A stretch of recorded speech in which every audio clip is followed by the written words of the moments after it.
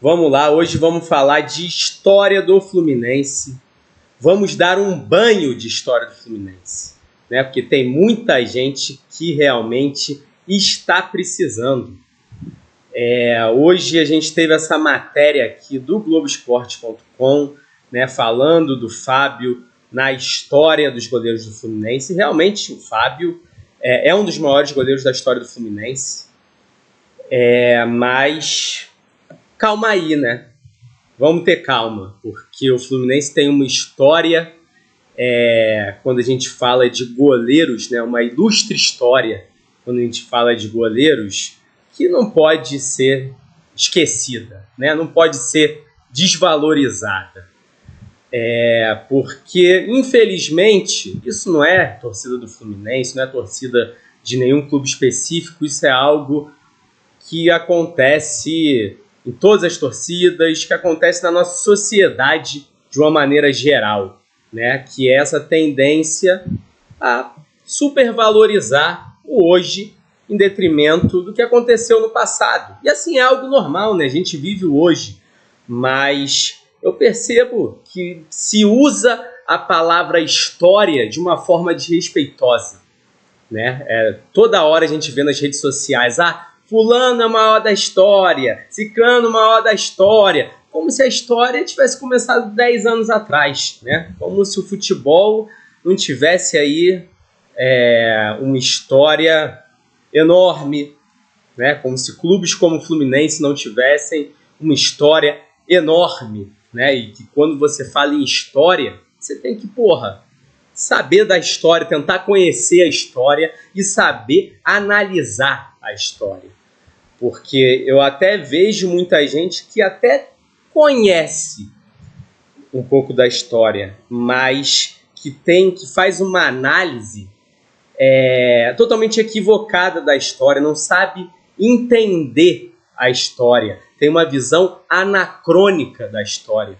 Porque é isso, hoje em dia se enxerga o futebol de ontem a partir das lentes de hoje, né? Você tem uma visão que serve para o futebol de hoje, mas que não serve para o futebol de ontem, porque o futebol de ontem era diferente, né? Um grande exemplo é quando a gente fala, por exemplo, de importância de títulos, né? Quando se fala no título da Libertadores do Fluminense de 2023, e eu, valorizo demais esse título, né? É um dos títulos, com certeza, mais importantes da história do Fluminense, sem dúvida nenhuma. Mas assim, cara, não dá para falar como se a Libertadores fosse o título mais importante no contexto do futebol brasileiro desde ali, anos 60, 70 e 80, porque não é verdade. Né? Quem conhece a história sabe que no Brasil não se valorizava a Copa Libertadores do jeito que se valoriza hoje até ali os anos 90. Né, cara? Se pega nos anos 70, anos 80, os campeonatos estaduais eram mais importantes do que a Copa Libertadores. É só ver, assim, duvida, pega os públicos das partidas, né? Jogos ali do próprio título do Flamengo nos anos 80 da Libertadores e pega jogos do Flamengo no Campeonato Carioca no mesmo ano e vê que jogos que a gente tinha mais público, né? Mesmo o Campeonato Brasileiro, quando ele começa, e aqui eu estou falando até, né, das edições anteriores, falando de torneio Roberto Gomes Pedrosa, Taça de Prata, né? Esses campeonatos não tinham o mesmo valor que tinham os campeonatos estaduais, porque o Brasil é um país de dimensões continentais, é natural que o futebol se concentrasse nos estados, né? Você pega uma Europa com países que têm o tamanho de estados do Brasil, e era natural que na Europa o futebol se concentrasse nacionalmente ali.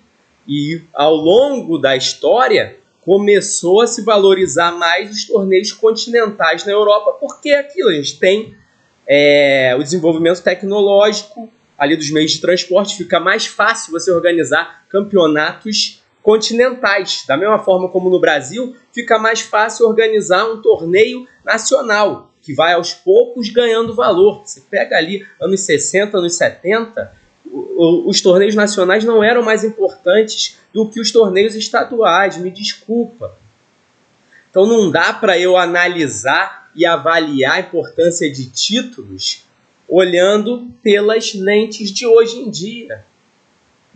Né, cara? Não dá para eu pegar uma Libertadores que o Fluminense ganhou e tratar todos os jogadores desse elenco como os maiores da história do clube. Porque não são. Até porque o contexto no passado era diferente também em outros sentidos. O futebol brasileiro era muito mais forte. O futebol brasileiro, no contexto do futebol mundial, estava numa posição muito melhor. Né, cara? Um campeonato carioca, um campeonato paulista, lá para anos 60, anos 70, é um dos melhores torneios do mundo. Batia de frente com qualquer torneio da Europa.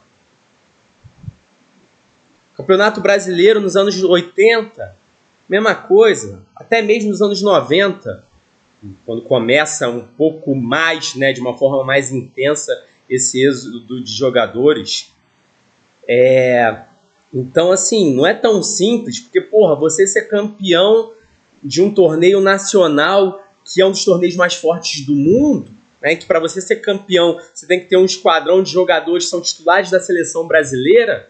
Será que isso tem muito menos valor do que vencer uma Libertadores em que, né, a maioria dos jogadores são jogadores que nem na seleção dos seus países estão? Então, assim, a gente tem que pensar, saber pensar e saber analisar a história, porque isso não é uma coisa simples.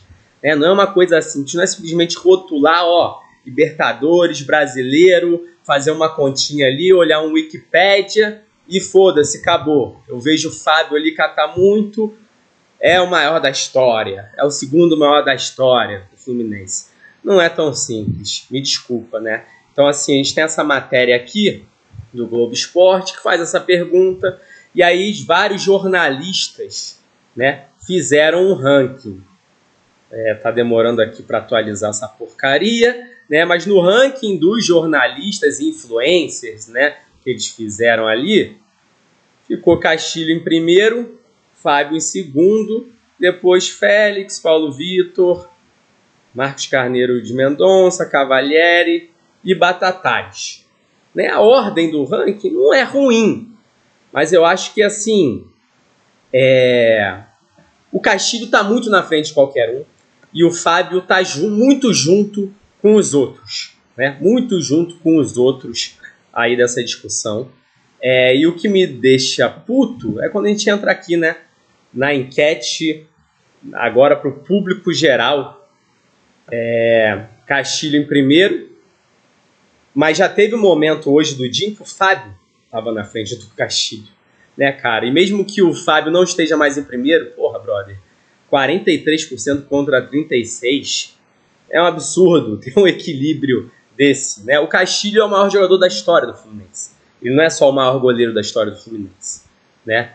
Então, assim, o Fábio não tá na discussão de maior jogador da história do Fluminense. Então, assim, não existe nem essa discussão.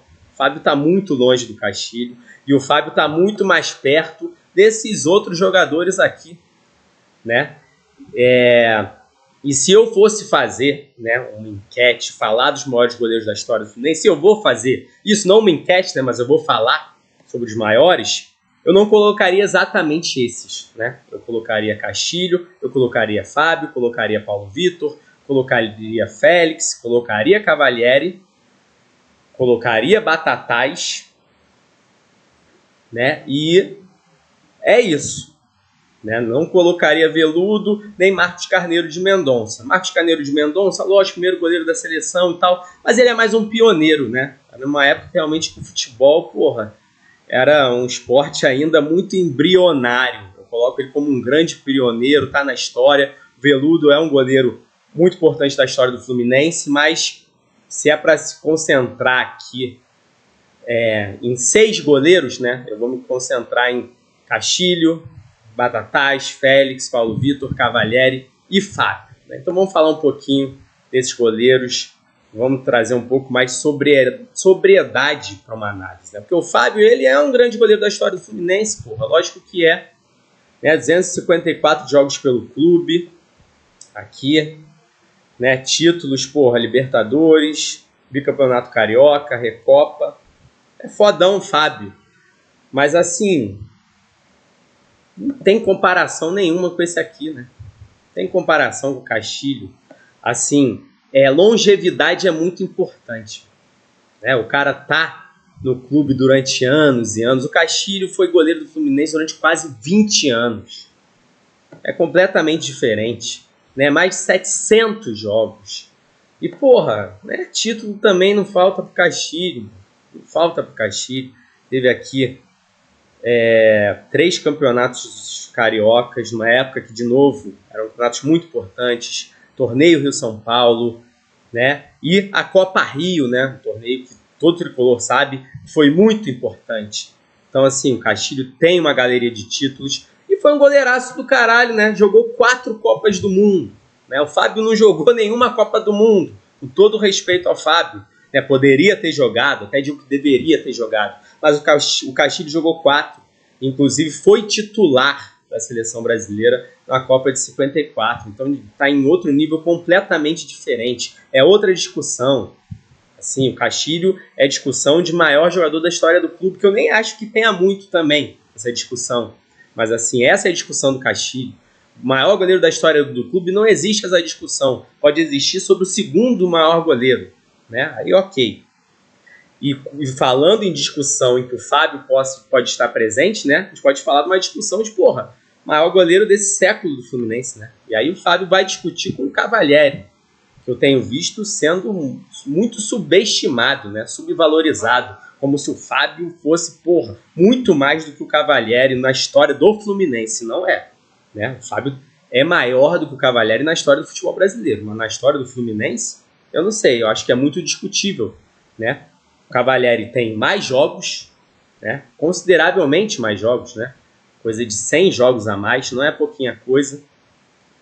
E títulos, né? Tem títulos importantes, tem o Campeonato Brasileiro de 2012, Estadual 2012, né? A gente sabe que o título brasileiro foi um título enorme em 2012, e é aquilo, quando a gente analisa títulos sobre uma perspectiva individual, a gente tem que falar de protagonismo, né? Qual foi a contribuição do jogador para aquele título?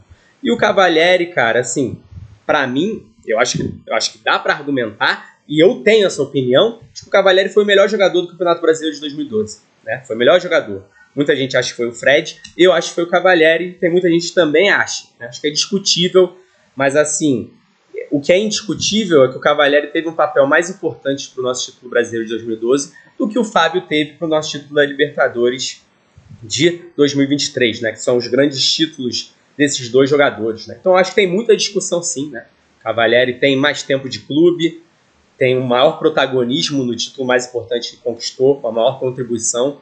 Então acho que é bem discutível, uma discussão muito boa entre Fábio e Diego Cavalieri.